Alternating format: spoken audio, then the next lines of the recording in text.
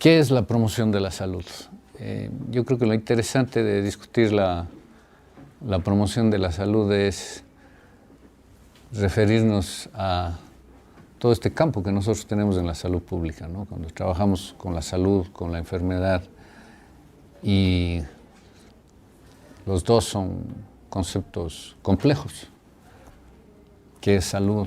¿Qué es enfermedad? ¿Cómo se define? ¿Cuál es el límite? Esos son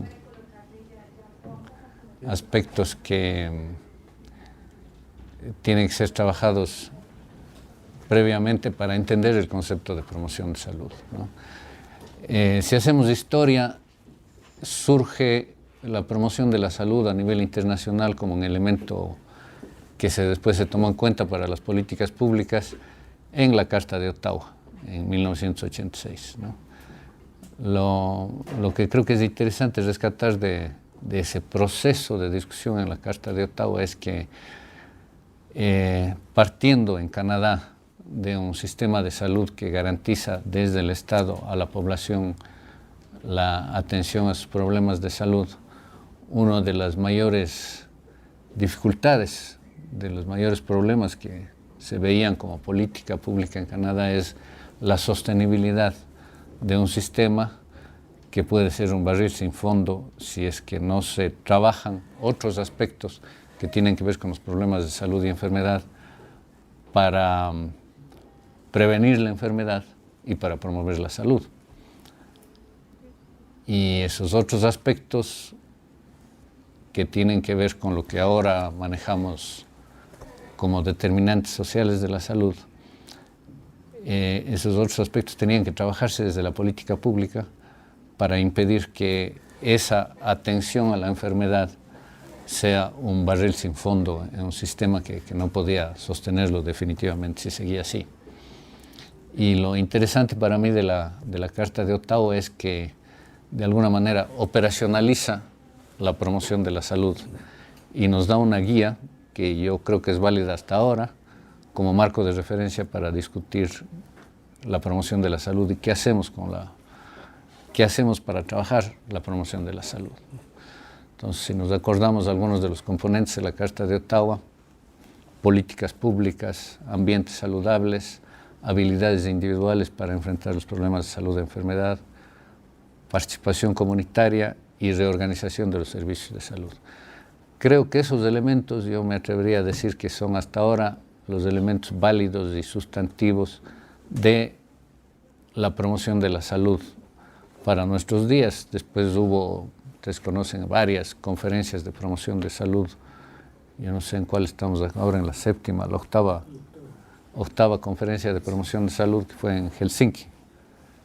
Y todas ellas se han manejado de una u otra manera en el marco referencial básico puesto por la Carta de Ottawa, enfatizando algunos aspectos, ¿no? Algunos aspectos fueron enfatizados en la cuestión ambiental, otros aspectos en la cuestión de política pública, otros más en lo de participación comunitaria, en fin, pero todos ellos enmarcados en esta propuesta que se hizo inicialmente desde Ottawa y que yo creo que sigue siendo válida para nuestros días en el caso de la promoción de la salud. Bueno, ¿qué diríamos ahora, así un poco haciendo un balance histórico de lo que ha pasado con la promoción de la salud? Yo diría que en América Latina han pasado dos cosas en función de los contextos específicos. Nosotros no teníamos, por supuesto, a mediados de la década del 80, todo un sistema desarrollado como el que tenía Canadá o que tenían algunos otros países europeos, donde había una garantía de esa atención a la salud por parte del Estado. Nosotros hemos estado iniciando esos procesos en América Latina, de manera que la promoción de la salud llega a un contexto en el que no estaba en mayor discusión el problema del financiamiento de los servicios de salud. Pero había otros contextos muy interesantes. Por ejemplo, nosotros en América Latina teníamos toda una dinámica social que no había en los países del norte. Movimientos sociales que estaban trabajando por la salud. algunos sectores académicos que estaban desarrollando estos conceptos. Por ejemplo, nosotros tenemos que darle el mérito al equipo ecuatoriano de Jaime Breil, Edmundo Granda, que fueron los que iniciaron todo este trabajo desde una perspectiva de lo que ellos llamaran la epidemiología crítica posteriormente, al trabajo de los determinantes de la salud, que después se hace oficial en los documentos de OMS con el informe de determinantes sociales de la salud, liderado por Michael Marmot, pero que realmente esos conceptos ya los teníamos nosotros antes en el movimiento ALAMES, de la Asociación Latinoamericana de Medicina Social, que se trabajó en América Latina. Entonces, teníamos otro contexto en el que se inscribe la promoción de la salud. Yo diría que una de las líneas fuertes de trabajo aquí en América Latina fue desarrollar sobre todo la segunda línea estratégica de Ottawa, que era la cuestión de ambientes saludables, y particularmente el trabajo con los municipios y toda la red de municipios saludables que se generó en América Latina, y luego de escuelas promotoras de salud, escuelas saludables, mercados saludables, etcétera. Es decir, fue una línea que se trabajó, yo diría, bastante en la década de los 90 aquí en América Latina, en los distintos países, y generó una serie de dinámicas muy interesantes, dándoles a los municipios ese rol de generar los ambientes saludables, siendo los municipios el lugar en el cual la gente trabaja, vive, ama, tiene recreación, y entonces los municipios tenían un rol fundamental en esa propuesta de ambiente saludable. Yo diría que eso pasó en la década de los 90, y ahí yo pensaría que hubo una dificultad en términos macros en el desarrollo de la promoción de la salud, que fue el hecho de nosotros decir que la promoción de la salud estaba fuera de los ministerios de salud, estaba fuera de la atención a la salud, ¿no? Estaba en los ambientes, estaba en las políticas, estaba en la participación de la comunidad, pero no estaba en los ministerios de salud. Y entonces eso pasó, como les decía, con un actor fundamental que fue el municipio.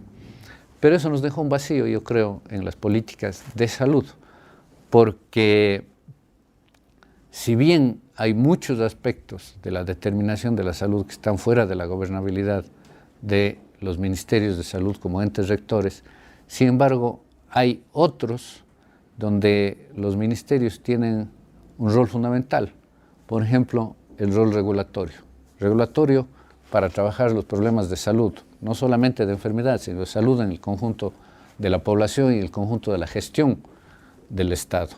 Y eso yo diría que fue de alguna manera olvidado en un periodo de tiempo determinado cuando se desarrolló todo este movimiento de municipios saludables, etcétera, ¿no? Por otro lado, yo creo que sucedió también algo que hasta ahora de alguna manera nos cuesta en las políticas de salud en nuestros ministerios en el continente, ¿no? Que es el haber separado este concepto de promoción de salud de atención primaria de salud. Yo creo que nosotros no supimos en ese proceso. Creo que ahora ya es diferente, hay un proceso diferente, pero en un momento, yo diría al final de la década de los 90, inicio de los 2000, no supimos incorporar apropiadamente esos dos elementos básicos que se trabajaron, el uno desde Alma Ata y el otro desde Ottawa, que era la atención primaria de salud y la promoción de la salud. Se quedaron con distintos actores, se quedaron en procesos que no hicieron una inclusión de conceptos y de propuestas en ese sentido. Yo creo que eso se ha ido superando, y ahora que se ha dado una nueva generación de políticas de salud pública en América Latina con gobiernos progresistas de izquierda, eso se va articulando mucho mejor. Pero, ¿qué ha pasado entonces con los otros elementos de la Carta de Ottawa y lo que podríamos ver ahora? De contexto, yo diría también hay hay una explicitación de algo que ya venía sucediendo antes, pero que no fue totalmente explícito y totalmente trabajado, que fue ese cambio en el perfil epidemiológico, ¿no es cierto? Es decir, ahora estamos mucho más claramente conscientes de los problemas de las enfermedades crónicas y eso también generó toda una posibilidad de trabajar mejor y articular mejor estos dos conceptos de atención primaria de salud y promoción de salud en el desarrollo de la política pública. Y además creo que les permitió a los ministerios de salud retomar su rol rector en la salud pública para incorporar desde la perspectiva de salud las propuestas para los distintos ámbitos estratégicos planteados por Ottawa. Digamos, en el caso, por ejemplo, de las políticas públicas. Comenzó a retomarse mucho toda la evidencia de que era mucho más eficiente para trabajar sobre los factores de riesgo de las enfermedades crónicas, políticas públicas macros, antes que educación para la salud individual o comunitaria para cambios de hábitos. Eso nos viene yo creo que de un aporte muy importante que se hizo por la pelea contra el tabaco, ¿no? Y ahí yo diría dos elementos macros. Uno, que me parece súper interesante trabajar desde la perspectiva de promoción de salud nosotros aquí, que es, yo diría, el imperativo ético que la salud pública coloca a la discusión del desarrollo. Si ustedes recuerdan, nosotros hemos peleado 30 años con la industria del tabaco, mientras ellos decían nosotros generamos empleo, renta, los ingresos económicos para el país, nosotros decíamos están matando a la gente, ¿no? Y yo me atrevería a decir que eso de alguna manera hoy se repite con todo el asunto de los alimentos chatarra, por ejemplo, ¿no? Es decir, de nuevo vamos a entrar en una discusión fuerte de cómo regular mucho más la alimentación chatarra y eso va a entrar en conflicto con los procesos económicos y la concepción del desarrollo económico, etc. Ese es un primer punto. Y el segundo punto, las políticas públicas específicas que nos permiten llegar a toda la población y generar procesos mucho más efectivos que lo que era nuestro rol como Ministerio de Salud en Educación para la Salud, con procesos regulatorios fuertes respecto de todos los factores de riesgo que tienen que ver con las enfermedades crónicas. Y eso yo creo que se ha desarrollado de manera interesante y está en un proceso de discusión en América Latina muy fuerte, con lo que está pasando, por ejemplo, ahora en México, con la prohibición de la propaganda de refrigerantes, de gaseosas en México, la promulgación de la ley de comida chatarra en el Perú, la promulgación de la ley en Chile, la promulgación de la ley de obesidad en Colombia. En fin, son todos elementos que van surgiendo de esta propuesta de trabajo articulado de salud con los otros sectores para discutir problemas que tienen que ver con las enfermedades crónicas y con cuestiones que están ya planteadas incluso en términos de epidemias, como el caso del sobrepeso y la obesidad. La cuestión de la política pública, creo que lo del tabaco nos ha dado muchas lecciones y nos ayuda para trabajar lo que son procesos regulatorios y de política pública ahora en concreto en nuestros países. Nosotros tenemos aquí en el Ecuador algunos avances muy interesantes respecto de aspectos regulatorios con respecto al alcohol, aspectos regulatorios con respecto a la alimentación chatarra, por ejemplo, en los bares escolares, el artículo 94 de la Ley de Comunicación que le da al Ministerio de Salud Pública la potestad para ver cuáles son los productos que pueden afectar la salud y que deberían ser prohibidos en la propaganda y que estamos trabajando como procesos regulatorios aquí en el Ecuador. En fin, son algunos aspectos de ejemplos de lo que son esas propuestas de carácter más de política pública que, como decía, las evidencias nos indican que son mucho más efectivas que cualquier otro proceso de educación individual para cambios de hábito. Es decir, la idea de generar ambientes en donde las opciones saludables sean las más fáciles para el individuo y la población. En cuanto a los otros aspectos del trabajo de Ottawa, yo diría que aquí en América Latina, como fue planteado históricamente, ha habido movimientos sociales muy importantes para reivindicar los procesos de salud que en parte han sido los que han orientado y los que han empujado y han promovido incluso estas leyes de las que hablábamos. Son movimientos sociales que han reivindicado esos procesos en cada uno de los países para generar la ley. Lo del tabaco en ese sentido también es un ejemplo, toda una articulación de la sociedad, de los movimientos sociales para una pelea fuerte con la industria del tabaco y para todas las regulaciones que al final son mandatorias con el Convenio Marco de Control de Tabaco de la OMS. Y por último, un aspecto que creo que es fundamental, que es la reorganización de los servicios de salud.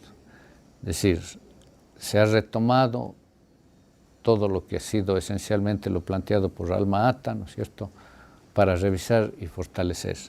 Si nosotros no tenemos un sistema que trabaje en esa perspectiva global de atención primaria de salud que involucra muchos de los elementos de la promoción de la salud, nosotros no vamos a tener un sistema que pueda ser universal y que pueda ser sustentable para la población. Y ahí uno de los puntos cruciales, de nuevo, es retomar el papel del Ministerio de Salud Pública como el ente rector, tanto en la organización de los servicios de salud como en todos los otros aspectos que tienen que ver con las políticas intersectoriales. Yo creo que lo interesante de este proceso que estamos viviendo acá es haber retomado ese rol del Ministerio de Salud Pública en la relación intersectorial. Es decir, ¿quién es que va a ser el que defienda las perspectivas de salud en las otras políticas? Tiene que ser el Ministerio de Salud Pública. Tenemos que trabajar con la sociedad, con los movimientos organizados para, obviamente, articularnos para que ellos reivindiquen los aspectos. Pero ¿quiénes son los que llegan, por ejemplo, a un gabinete social, a un gabinete, las perspectivas de la salud? Tiene que ser el Ministerio de Salud Pública, y eso significa que tiene que fortalecerse institucionalmente para que pueda llevar elementos de evidencia clara a las políticas intersectoriales desde la perspectiva de la salud pública. En ese sentido, aquí en el Ministerio se ha dado todo el proceso de cambio institucional y se ha generado a nivel de subsecretaría, para que tenga un alto nivel en términos de autoridad, la Subsecretaría de Promoción de Salud, que es la que tiene que encargarse de trabajar tanto al interior del sector todos los procesos que le competen dentro del sistema, como el trabajo intersectorial en relación a todas las políticas que tienen que ver con los determinantes sociales de la salud.